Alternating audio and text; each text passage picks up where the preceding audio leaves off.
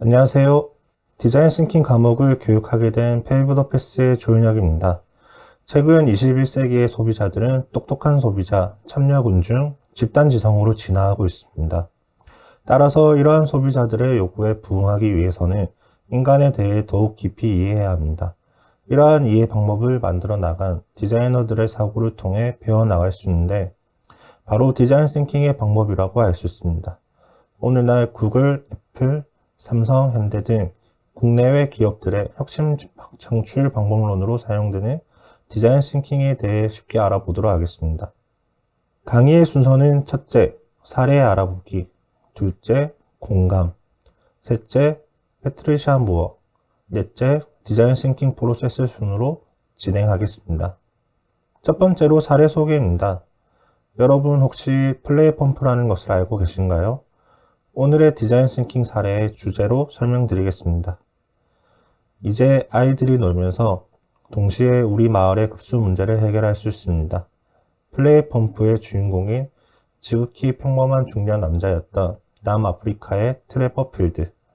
그는 한 번도 남을 돕기 위해 재능을 써본 적이 없었지만 우연히 플레이 펌프를 만나고 인생이 바뀌게 되었습니다. 아이들이 놀이터에 뺑뺑이를 타고 놀면서 동시에 물을 펌프질 할 수 있으면 어떨까? 라는 호기심에 시작된 플레이 펌프. 정말로 번뜩이는 아이디어였습니다. 아이들의 놀이를 이용해 고질적인 식수 문제를 해결한다니. 초기 반응은 시원찮았지만 그는 자신의 뜻을 꺾지 않았습니다.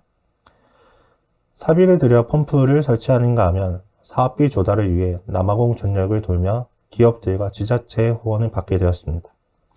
그리고 이런 그의 헌신적인 노력은 차차 빛을 발하게 됩니다. 세계은행 시장 기척상을 수상하였고 이를 계기로 지원금이 몰려들며 AOL의 최고 경영자 빌 클린턴, 제이지 등 유명인의 지원도 잇따르게 되었습니다. 그는 다른 사람을 위한 변화를 일으키고 있다니 정말 기분이 짜릿했습니다라고 말했으며 단순한 아이디어로 세상을 바꾼 멋진 남자이기도 했습니다. 그런데 잠깐, 플레이 펌프는 정말 세상을 바꿨을까요? 우리가 알고 있는 놀이터의 뺑뺑이는 가속도가 붙으면 저절로 돌아가는 기구죠. 아이들이 신나게 타는 것도 그 이유 때문입니다. 하지만 동력을 물을 끌어올리는 데 사용하니 아이들은 쉽게 지쳐 점점 타지 않게 됐고 결국 뺑뺑이를 돌리는 것은 아낙네 여성들의 몫이 돼버렸습니다. 물을 길러올리는 아낙네는 새벽에 나가 녹초가 돼서 들어오면 여기로 와서 다시 뺑뺑이를 돌려야 한다고 옛날 수동 펌프가 더 편했다고 답하기도 했습니다. 실제로 수동 펌프는 플레이 펌프에 비해서 4배나 저렴했으며 시간당 5배나 많은 물을 끌어올리기도 했습니다. 플레이 펌프는 결국 애물단지로 전락해버리기도 했습니다. 하지만 트레버 필드의 진심은 확실했습니다. 하지만 그의 방법은 기대했던 대로 효과를 거두지 못했죠. 나의 선한 의지가 정말로 세상의 변화를 가져오길 원한다면 가장 중요한 것은 내가 무엇을 전달할 것인가 보다 내가 무엇을 해결해 줄 것인가 라는 관점으로 접근해야 하는 것이죠. 플레이 펌프와는 다르게 실제로 아프리카에 물을 깃는 사람들이 원하는 방향대로 만들어낸 워터힐입니다.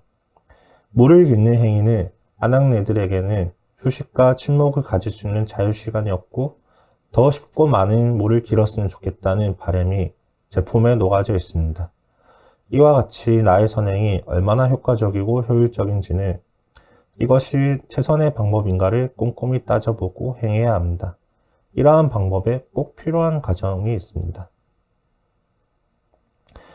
바로 상대에 대해 충분히 공감하는 것입니다.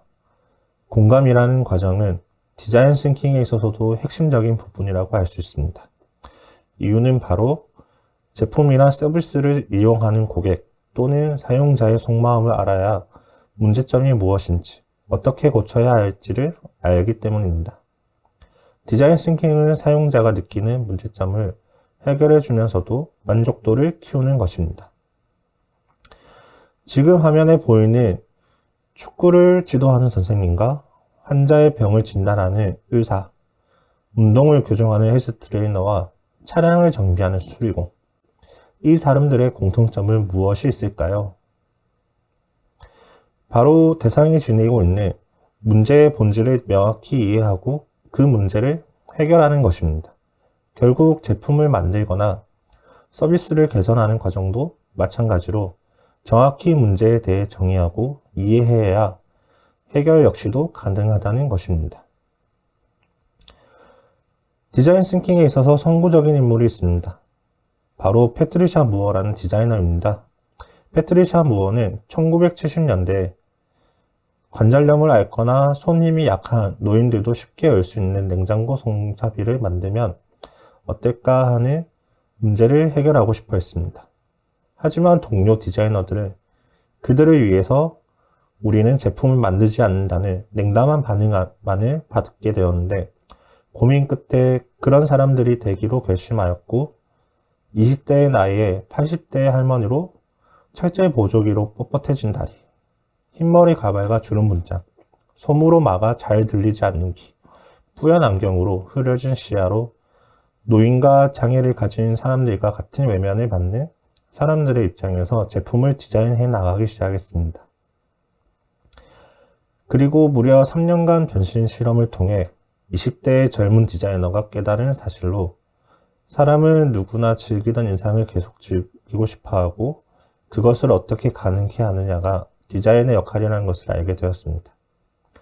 그렇게 나이가 들어도 힘이 약해도 누구나 편리하게 사용하는 유니버셜 디자인 영역에 지금의 우리도 흔히 볼 수 있는 왼손 오른손 구분이 없는 가위, 계단이 없는 저상버스, 편리하게 사용할 수 있는 주방기구들을 만들었습니다. 결국 사람들이 원하는 속마음을 공감을 통해 잘 이해한 덕분이겠죠? 마지막으로 디자인 싱킹 프로세스를 보도록 하겠습니다. 오늘 강의에서 가장 많이 언급된 공감을 시작으로 정의하기, 아이디어 내기, 프로토타입 만들기, 테스트하기 순으로 디자인 싱킹이 진행됩니다. 디자인 싱킹에는 다음과 같이 5가지의 문제 해결 과정이 있고 이 방법을 빠르게 여러 번 반복하면서 완성도를 높여 나가는 과정으로 디자인 싱킹을 사용하게 됩니다. 디자인 싱킹에서 가장 유명한 아이데오 창업자 데이비드 켈리는 우리에게 일이 잘못되어 갈 때 그때 더 많이 배울 수 있다며 혁신에 대한 공포를 제거하기 위해선 실패를 마주해야 한다는 것, 더 많은 성공을 원한다며 더 많은 실패를 가볍게 넘길 준비가 돼 있어야 한다고 조언합니다. 빨리 실패하면 실패할수록 더 빨리 성공한다는 디자인 싱킹의 철학을 통해 강의를 듣는 교육생분들의 프로젝트도 꼭 성공하시길 기원합니다. 감사합니다.